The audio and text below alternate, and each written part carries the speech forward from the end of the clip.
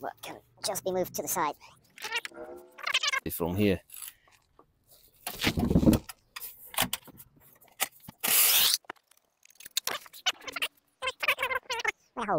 In the head.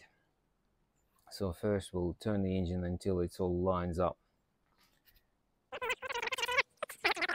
Oh, another chain. But not the best idea, but in my opinion, but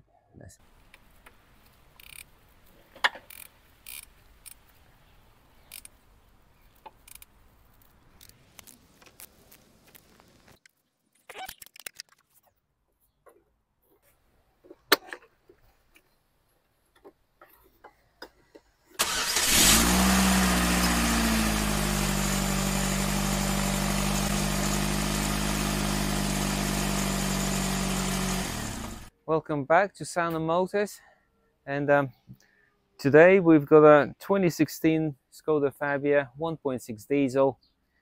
You can see that's what it looks like. I mean, it doesn't have to be necessarily Skoda. It's all VAG with the same engine, similar engine. And today we'll be doing a Cambelt on this and the water pump. So first things first, we'll jack it up, put the axle stand on, and then we'll start stripping. Okay. Normally I would remove the under tray, but this car doesn't have it. I just had a look, doesn't have it. Saves me a lot of work. I'll position the jack under the sump, but I'll put the block of wood underneath first. Just take the pressure off. Release the pressure of the... Careful, release the pressure of the... Because we'll be changing water pump. Just, car isn't hot, but either way you'll always have a bit of a pressure left in it, so I like to release the pressure in the tank first. Coolant expansion tank, you just need to literally push on these little tags up here. Then once, just pushing it, and it just comes off. So is this tag. You don't have to disconnect any hoses, just leave them alone. We'll move them to the side in a minute. Let's undo the fuel filter. Don't disconnect the fuel hoses, don't need to. Just take all the bolts and nuts off. 2 bolts, 1 nut. Obviously that nut to remove you have to generally use the magnet. This is right down there somewhere. 1 nut. I want to undo some of them clips just to give yourself more room.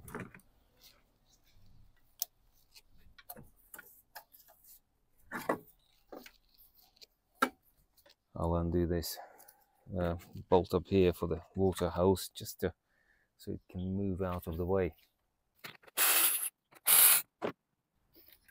And now this water can just be moved to the side, out of the way. As you can probably tell, I don't like to remove too many things, because it's the less you remove, the easier to put it back together. Right, now we can take the engine mount off, because the engine is supported already, so this actually doesn't do anything right now, so we can easily remove it.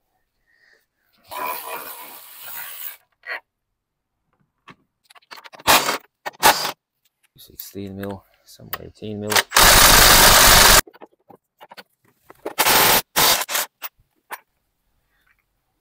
Can even leave the bolts in, don't have to take the bolts out. Now I'll take this little self-tapping screw out, Torx 30. I need to take this off as well, this little bracket.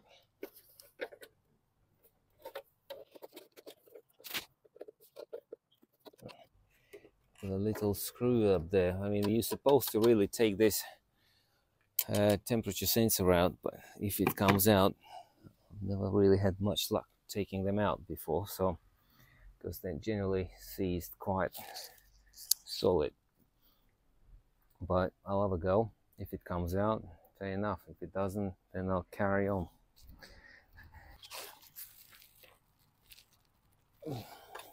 Experience with undoing these sensors.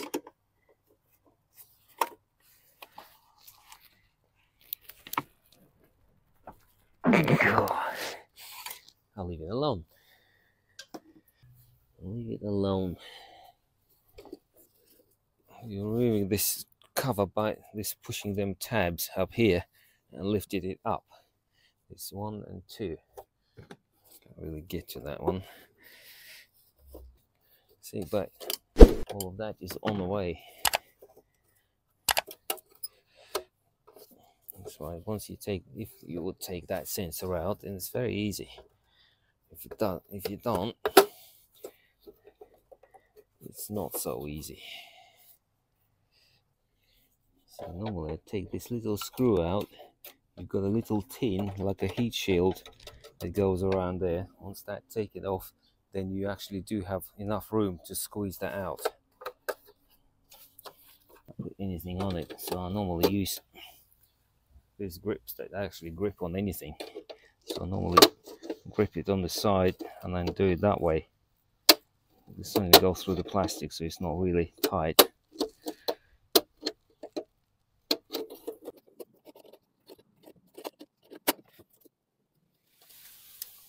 There you go, tiny little, I think it's like a Torx 20, but you can't put a socket on it, or anything else for that matter, really. You see that heat shield, it's actually at the bottom, it sits on the little lug there, so it locks onto that and little screw at the top. So now it's out. Actually, what I can do first, take this side mount off. Once that off, you'll have a bit more room to move this around also.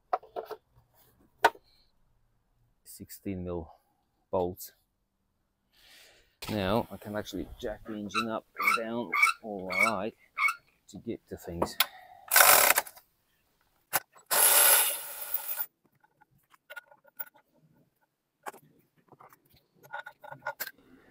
Right.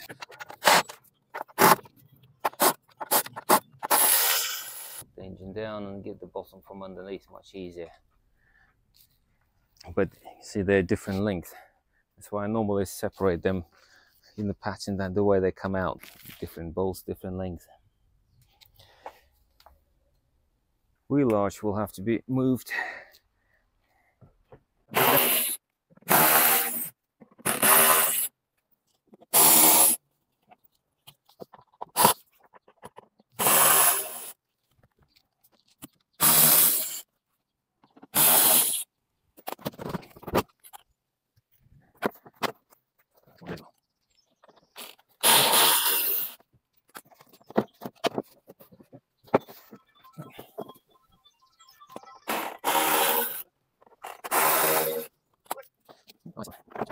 Yeah. Right, this wheel arch, you can take it off completely if you desire, but don't have to completely. I mean, they only got the extra 3 bolts that can come out completely, but all I need to do is just to get to them bolts and them bolts, so I don't really need to take it right out. But what I can do is take this bolt, that's the lower engine mount bolt. You can get it from here.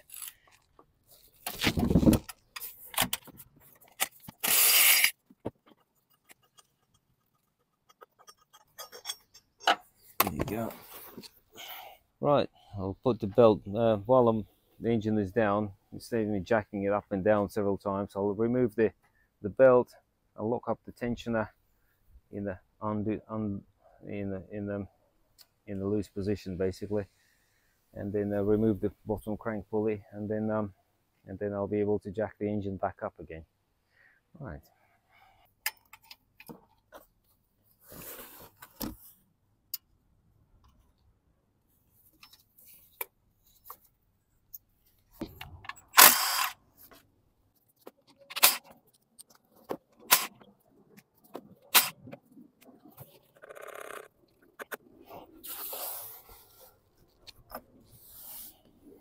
jack it up slightly and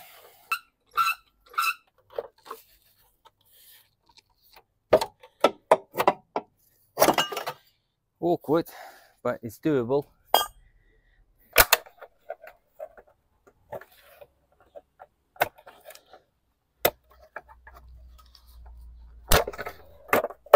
Oh, oh, what an awkward thing. And see that cover hooks over that bit like that. Obviously the screw goes in afterwards. It's all because you've got a hot exhaust gases there. Obviously you don't want to melt this cover.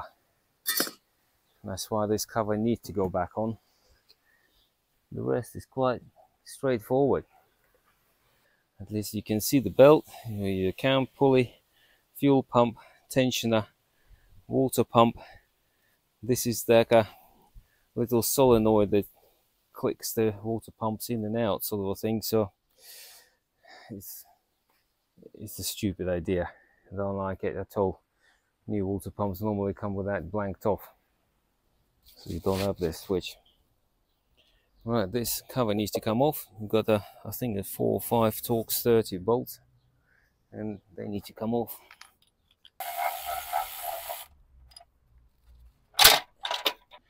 Four of them, and a clip there hooks over the bottom. We've got a 1, 2, 3, 4 bolts. Now we need to time it up. We've got a slot on the fuel pump sprocket, and also the hole in this casing. They need to line up. You've got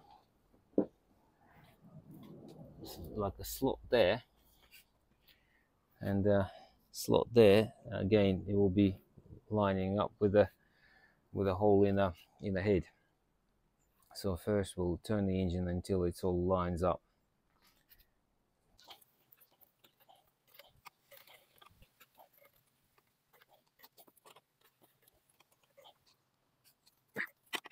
We've got an arrow up there on the sprocket. That arrow, there you go, and then just there, that needs to point up basically at 12 o'clock, more or less. So that's why I normally start with. So that's why I'm turning the engine over.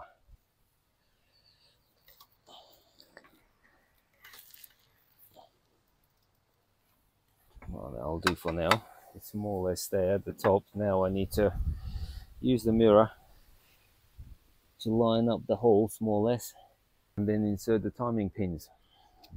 This is a Volkswagen diesel engine timing pin kit, but basically you need this, and one of them. That's all. You don't need all of them. That's for different engines. But the main things, you'll need them pins, and just normal 6mm pins. Let's get the mirror up first. There. Here's the fuel pump. See, that goes in. There's a little bracket on the fuel pump sprocket. You've got like that shape, V-shape sort of plate that goes around with the sprocket. There's a hole in this bracket, and that pin goes in between that V and goes into the hole behind. And up there, same, you've got like a double plate, and you've got a hole exposed now. You see they line up now. You probably need a torch to see, but basically it's there, and that pin goes in that hole. But these brackets are, these pipes are on the way, so I might need to move these pipes out of the way again.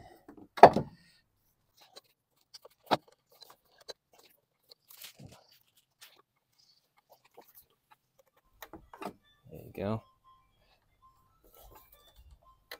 There you go. And it's gone in.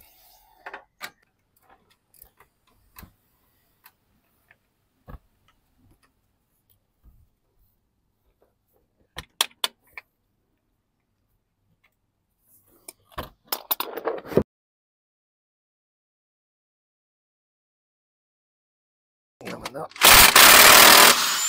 It come out, that's good. And this on this one, while we're doing the Cambelt, and noticed there is an oil leak from the front main crank seal, so we had to get that ordered, and it has arrived. So now we can carry on doing the job.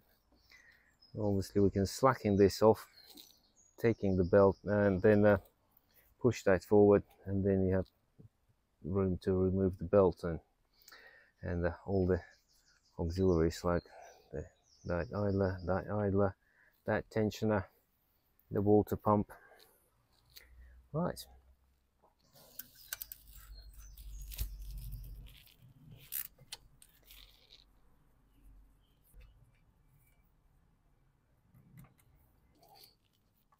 A bit stuck, that tensioner.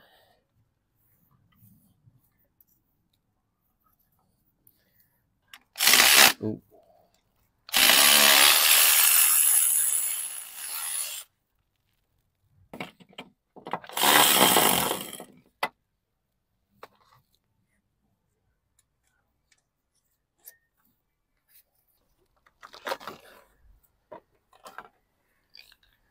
Right, here's your Cambelt. But I'm more interested in removing this now. It's got a little slot there, so you can't get this wrong really. I marked it so I can see where the top is. I've unbolted all the bolts on the oil seal. Oil seal, it comes as a complete housing.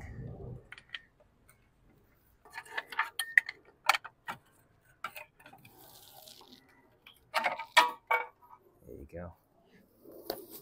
There's your oil seal, and you can see where it's been leaking. You can actually see fresh oil marks. So it's definitely perished. No good.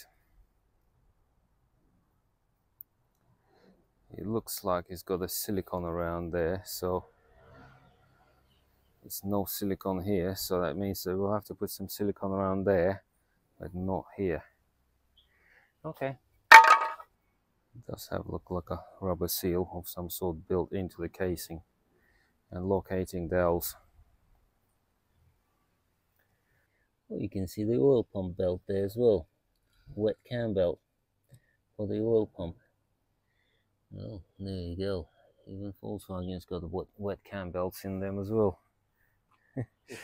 Well, not cam belt, but the oil pump belt.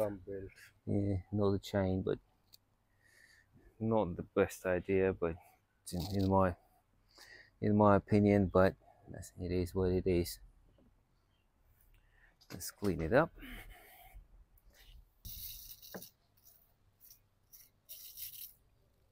Obviously, to change that belt, you would need to remove the sump, and then it's quite easy job to do it afterwards. So if you really want to change it, you still have to take the cam belt off, front crank pulley off, or sprocket rather off, oil pump housing off, and now you can remove the sump and change that belt also.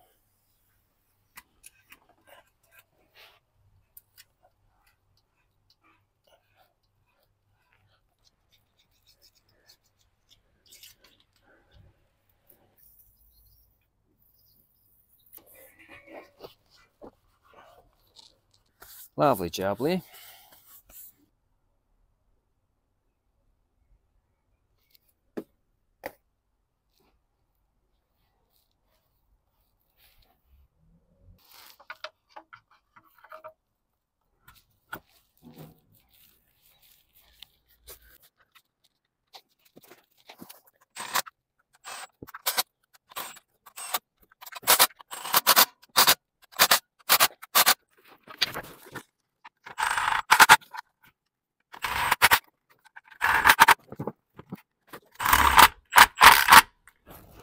Right, so we put the oil seal on. Next I can probably put the crankshaft sprocket back on. You can see it's only goes on one way. I'll put it back on.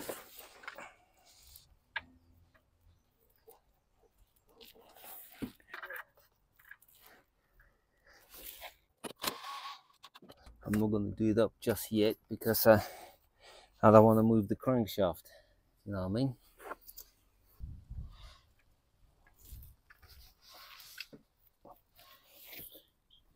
Now I'm going to change the water pump, the last bit left on it.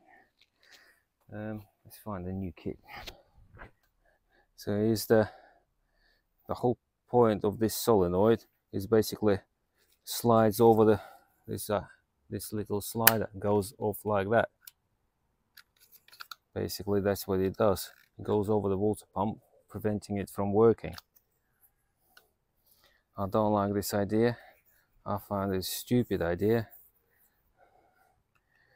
because the VWs do have problems with overheating because of that particular reason. But it's there, so I'll leave it as is then. See, you see that one? It doesn't actually move. It's stuck.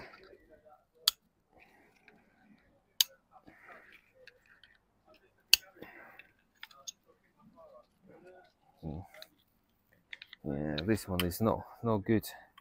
It's not moving at all. Yeah, it's supposed to be able to move in and out, but this one doesn't. Yeah, that pump, the old pump, was actually stuck in the open position, luckily, so it never was shutting basically, but which is good for the car and for us, so it's not overheating. If it sticks the other way, then normally causes the problems. Water pump is on. I put the new idler on, another new idler on. The tension I just hooked on, but you've got a hook here, and that hook needs to go into that slot. But if you put it on now, it will be very difficult to put the belt back on. You know, it slides, and it basically slides into that hole. But if you do that way, it's really difficult to put belt on. So I normally leave it off for a while, like just hanging, and when I put the belt over it, I slide that tension up with the bolt on, and then I will turn it and hook it into that hole, just to make it easier.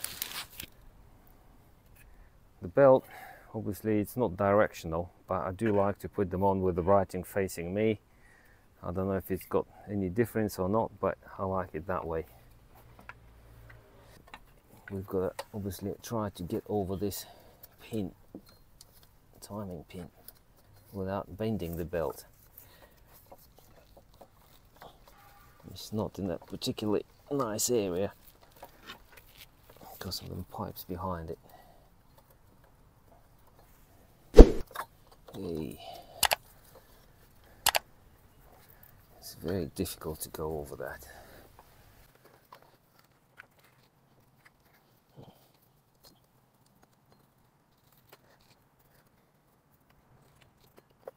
Now we need to hook over the water pump.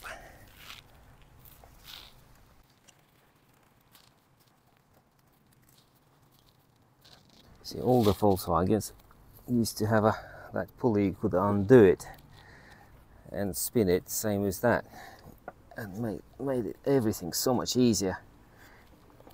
So the progress is not always in the right direction, at least not for the mechanics.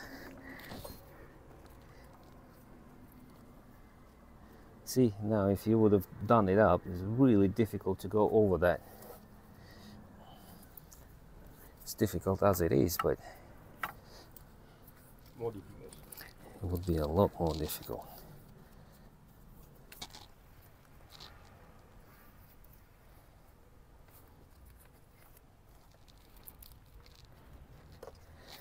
Should have really taken it completely off. Oh, don't want to drop it. Oh, hold that.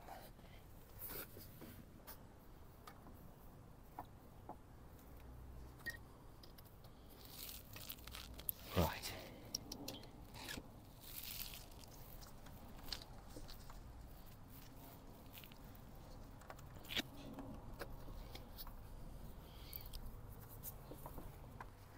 And now we can hook that in, that new nut, And now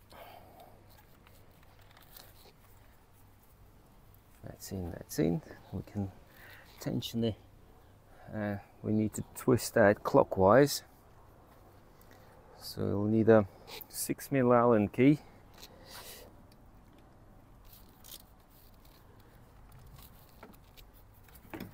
That can go away again. We need to keep turning until this arrow hits in the middle into that V.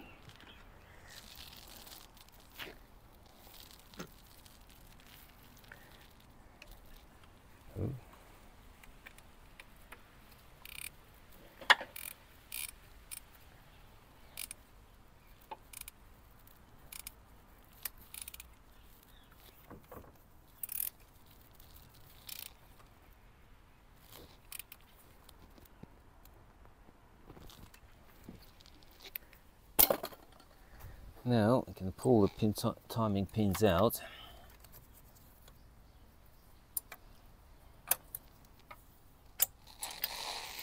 and turn the engine, complete 2 revolutions, and make sure the pins go back in properly, and then that's it. The timing belt will be on. Still not done that up yet properly. It's only just nipped up.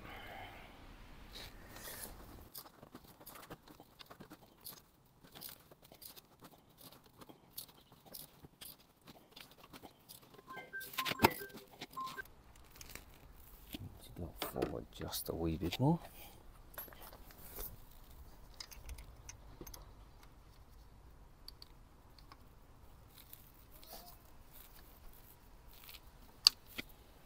That's in.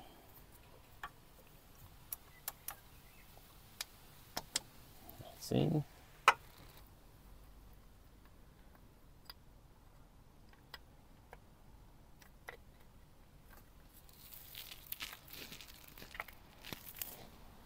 And that's in. The timing is spot on. Pull them out, and then that's it. The timing is done. Now just need to put everything, well, I'll do. Right, that's done up. Now I can do the crank pulley bolt as well. That's done up as well. Now we can put the bottom crank pulley bottom cover on. It's been washed a bit. You can see the water pump was spraying at some point. You can see the water sprays. I haven't seen it on the pump, but it has been. That little locating pin goes inside the water pump. Because then bolts actually stay in the cover, so it makes it slightly harder to do, but it's all doable. Yeah, drop it down and do the crank pulley on first. Crank pulley can only go on one way as well. You've got a little hole there. It has to be lined up with little pimple that's sticking out on the sprocket. So it can only go on one way. About there.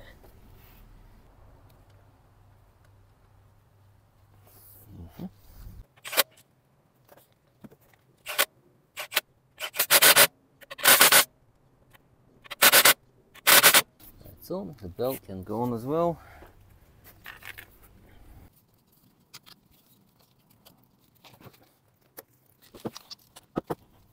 And that's it.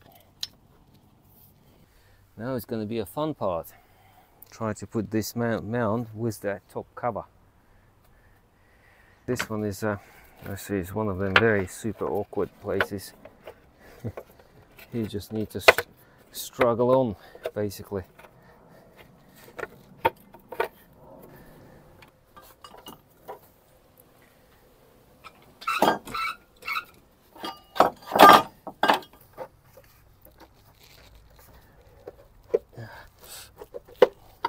Aha.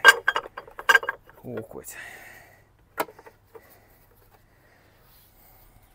Right, well, I managed to feed that back in. Managed to feed that back in as well.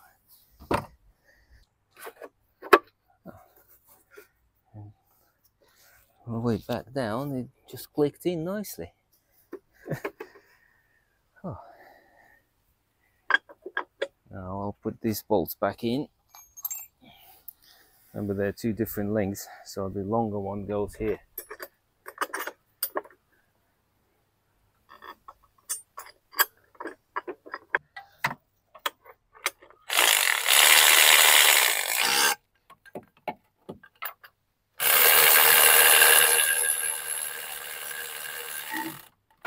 I'm not going to do them up yet.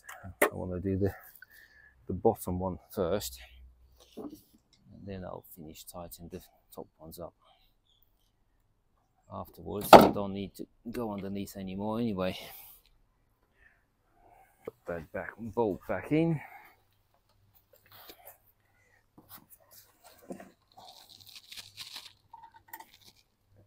I need to drop the engine down a bit more.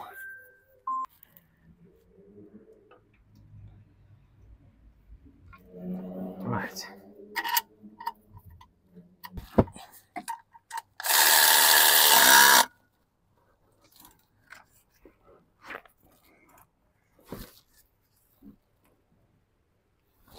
I don't need the wheel arch out any longer.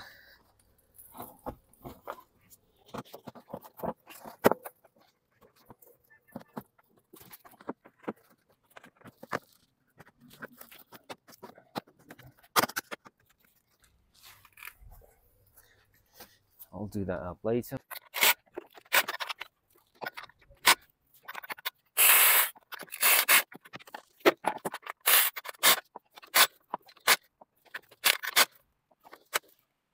Right, that's that engine mount on. Let's try to put that bit of tin back on as well.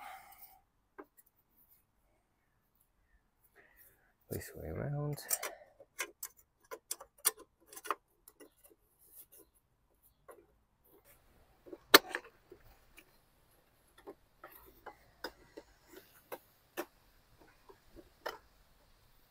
There we go.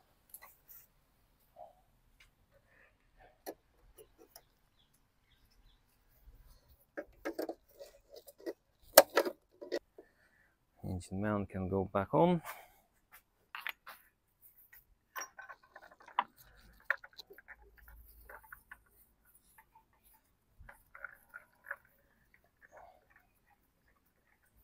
It's a bit high.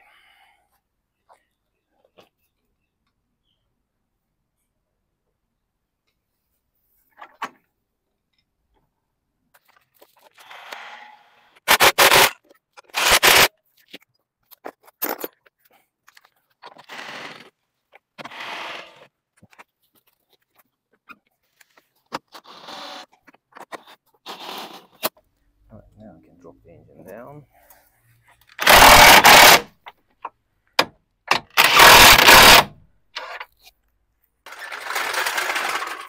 Well, the engine is supporting itself now.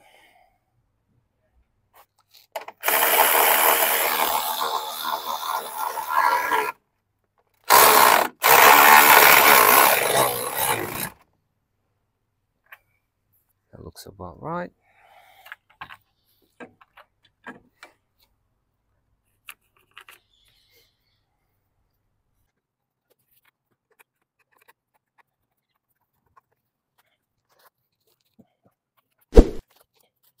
Because the nut is so deep, I normally wedge the nut into the socket, and now it's holding on.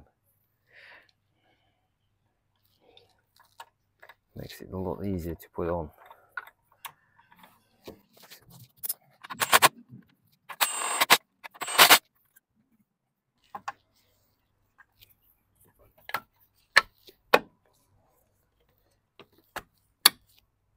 That just clicks in without any tools. That just clicks in also. And that's all the bits at the top are done. We need to refill it with coolant wherever we just lost. We only lost a tiny little bit. Imagine if you would drain the whole system, you will have to bleed the whole system now, and you will have to refill it again. But now all we need to do is just top up that literally 100 milliliters wherever we lost, just to make it all quicker and easier and cheaper. And when it come in, it did have low coolant, but it's no surprise because I saw the coolant splattered around on the back cover of the timing cover. You can hear it bubbling away, going down. So let it settle. You can hear it bubble. You can see the bubbles coming through also. While it's doing that, I can put the covers back on.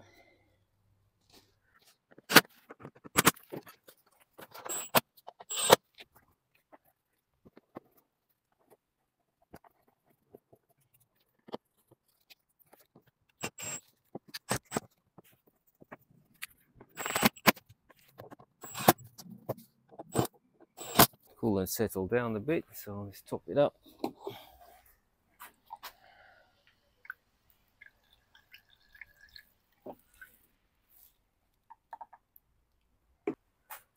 Right, coolant to the maximum. Cambelt is on, and yeah, so all we need to do now, try to start it up, make sure it's all running fine, warm it up, make sure the coolant is still good, and that's it. Even though it's very awkward, Cambelt, one of the most awkward in the Volkswagen group, but it's all doable using minimal tools. Obviously when you have a guns, battery powered tools are much quicker and much easier to do things. If you don't, obviously it's much harder to do it and longer, and but it's possible. And let's start it up.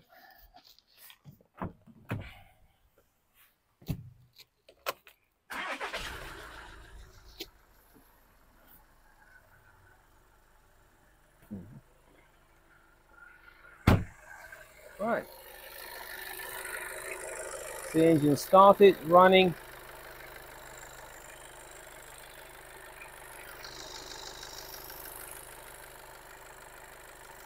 All good. Well, thanks for watching, and I'll see you in the next video.